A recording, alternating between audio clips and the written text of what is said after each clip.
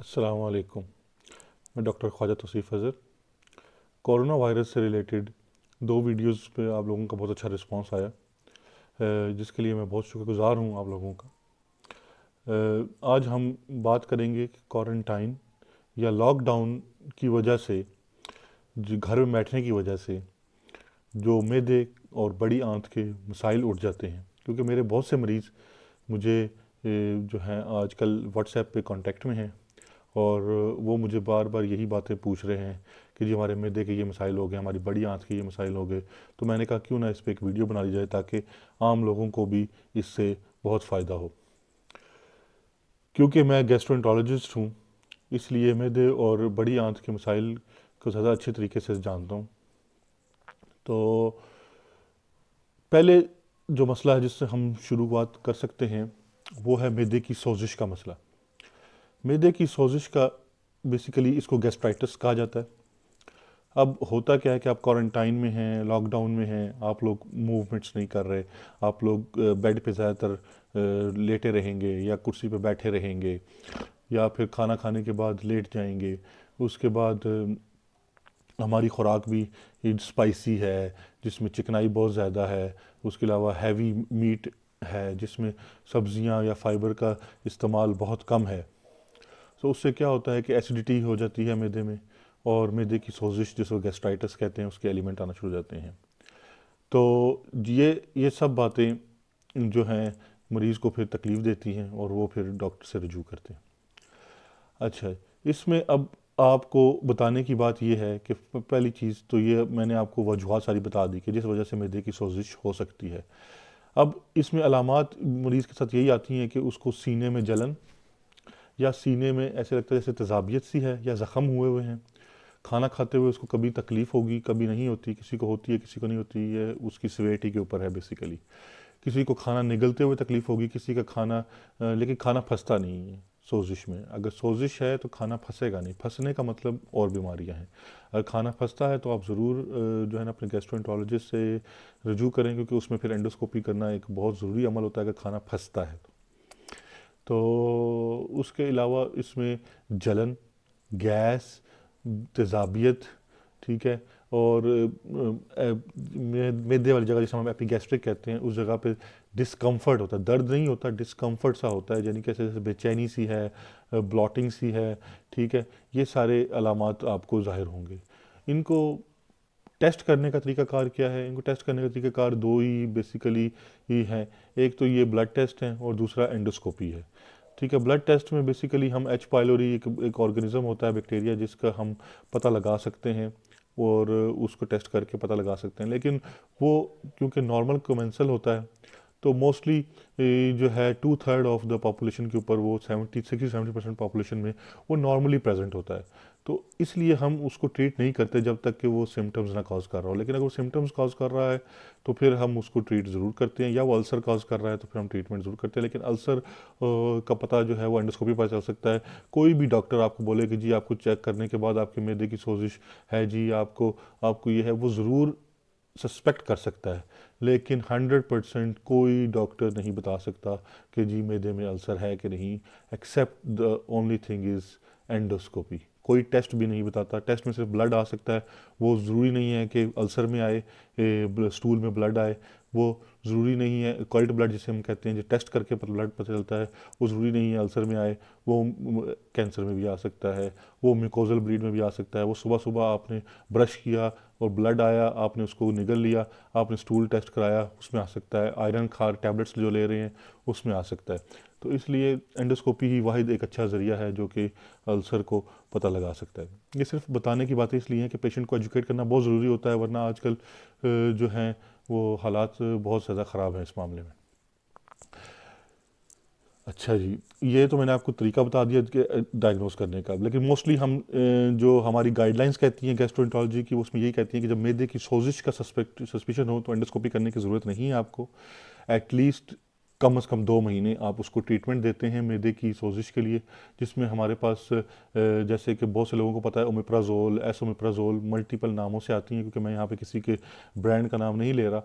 तो वो ली जा सकती हैं। उसके अलावा प्रोकाइनेटिक ड्रग्स जिसे हम कहते हैं कि जो खाने को आगे की तरफ धकेलती हैं, वो ली जा सकती हैं। उसके अलावा कुछ सिरप हैं, एंटासिड सिरप हैं, जिनके अंदर एनाल्जेसिक्स भी शामिल होते हैं, वो सिरप लिए जा सकते हैं मैदे की सोजिश को आराम देने के।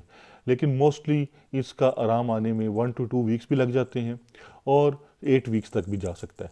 लेकिन अगर 8 वीक्स के बाद आपको आराम ना आ रहा हो, एक चीज़ ये, या आपका वज़न कम हो रहा हो, या आपको जो है खून की उल्टी खुदा ना खास्ता आए, या बड़े पेशाब में काला खून आए, ठीक है, या फिर आपको जो है डायरिया लग जाए, मोशन स्वेयर किस्म के लग जाएं, इन सब बीमारियों के साथ, तो फिर एंडोस्कोपी करना मस्ट है, ज़रूरी है। फिर लाजमी अपने डॉक्टर से रजू करें। अच्छा जी, अब बेसिकली मैंने तो आपको बतानी है एहतियाती तदाबीर, जिसमें आपने इन चीज़ों से बच सकते हैं घर में रह के ड्यूरिंग ये क्वारंटाइन पीरियड। तो इसमें एहतियाती तदाबीर ये हैं कि देखें, अगर आप जो दर्द की गोलियां खा रहे हैं तो दर्द की गोलियों को कम अज़ कम कर दें। दूसरा, हम कहते हैं एनएसएड ना लें।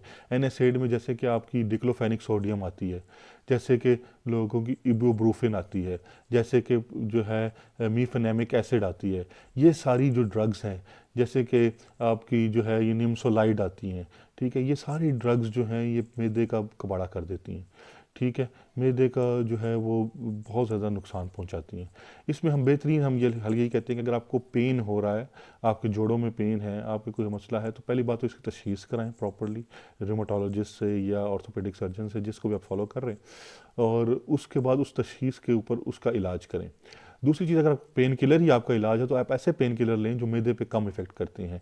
जैसे बहुत से पेन किलर मार्केट में हैं, जिसमें पैनाडोल आपको पता है कि एक वाहिद है जो कि बिल्कुल ही मैदे पे इफ़ेक्ट नहीं करती। इसके अलावा और भी कॉक्स 2 इनहिबिटर्स हैं, ठीक है, और कई किस्म के हैं। जब आप अपने डॉक्टर के पास रुजू करेंगे, आपको ऐसे वो पेन किलर आप ज़रूर उनको बताएंगे, भाई मैदे में तकलीफ़ है, आप मुझे ऐसे पेन किलर दें जो मैदे में तकलीफ़ ना करे। इसके अलावा मलहम है मैदे की, आप वो लगा सकते हैं। एच पाइलोरी का मैं पहले डिस्कस कर चुका हूँ। दूसरी दूसरी बड़ी वजह एनएसएड के बाद एच पाइलोरी बनती है। एच पाइलोरी के जो जरासीम है, वो अगर आपके अंदर ब्लड के अंदर आता है या स्टूल के अंदर आता है या एंडोस्कोपी में हम बायोप्सी लेके उसमें देख सकते हैं, तो उसमें आप एच पाइलोरी का ट्रीटमेंट करना पड़ता है। 2 एंटीबायोटिक या 3 एंटीबायोटिक अलॉन्ग विद पीपीआईज हम देते हैं 10 to 14 डेज़ के लिए, और उसमें वो वायरस बैक्टीरिया वो 99.9% टाइम किल हो जाता है, और उसमें दोबारा टेस्ट करने की जरूरत भी नहीं होती। अगर पेशेंट को सिम्टम्स ख़त्म हो गए हैं तो दैट्स मीन के पेशेंट जो है वायरस बैक्टीरिया फ्री हो गया।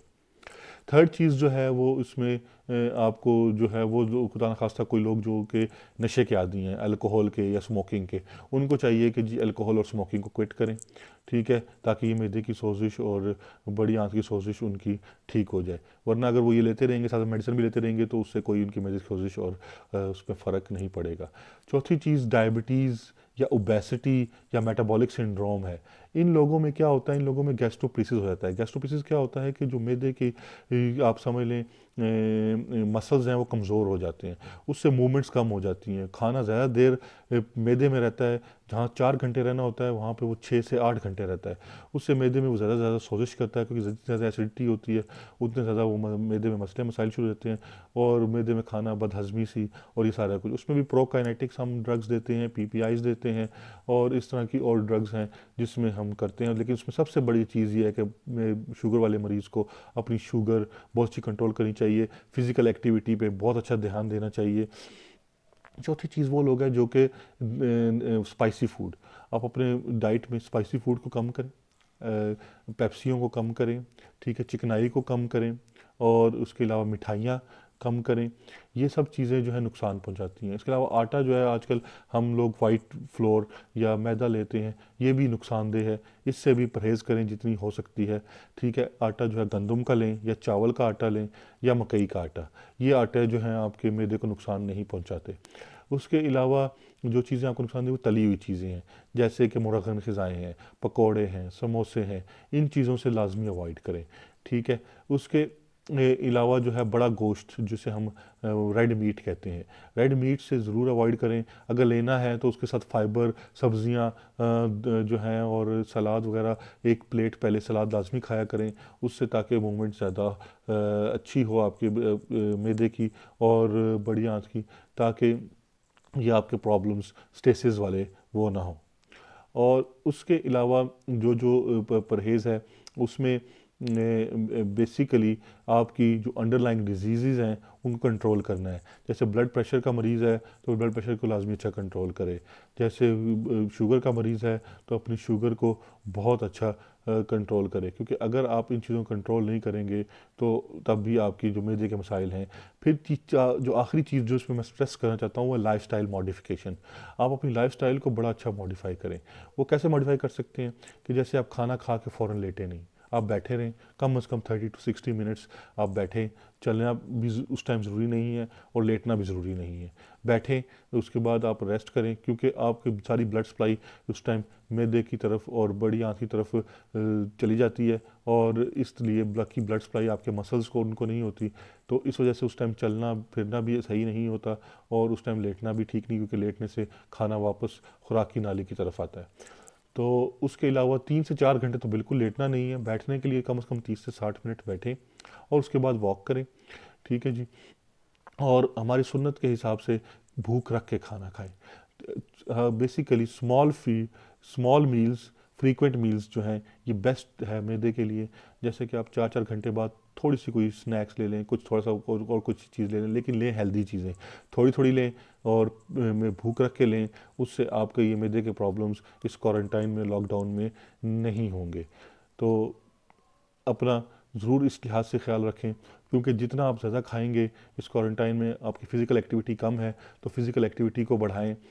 कम से कम दिन में 1 घंटा एक्सरसाइज या वॉक ज़रूर करें। अगर आपके पास लॉन है तो उस लॉन में, या फिर आपके पास घर के अंदर कोई जगह है जहाँ पे आप वॉक कर सकते हैं, कमरे के अंदर चक्कर लगा सकते हैं, कम से कम उसमें वॉक ज़रूर करें। जितनी फ़िज़िकल एक्टिविटी आप ज़्यादा करेंगे उतना ही मैदे के प्रॉब्लम्स कम होंगे। बाकी मेडिसिन तो ऑब्वियसली आपको डॉक्टर से रजू करना पड़ेगा, डॉक्टर ही जो बताएगा वही लेंगे। इसमें पीपीआईज़ हैं, प्रोकाइनेटिक्स हैं, सिरप्स हैं, ठीक है, वो सारे हम आपको ज़रूर बता सकते हैं, गाइड कर सकते हैं जब आप हमसे रजू करेंगे कि आपको प्रॉब्लम्स, ये सारी जो एहतियाती तदाबीर आपको बताई हैं, इसके बावजूद आपको आराम नहीं आ रहा तो ज़रूर हमसे रजू करें। अल्लाह ताला आप सबको सेहत दे और लंबी उम्र दे। अस्सलामु अलैकुम वरहमतुल्लाह।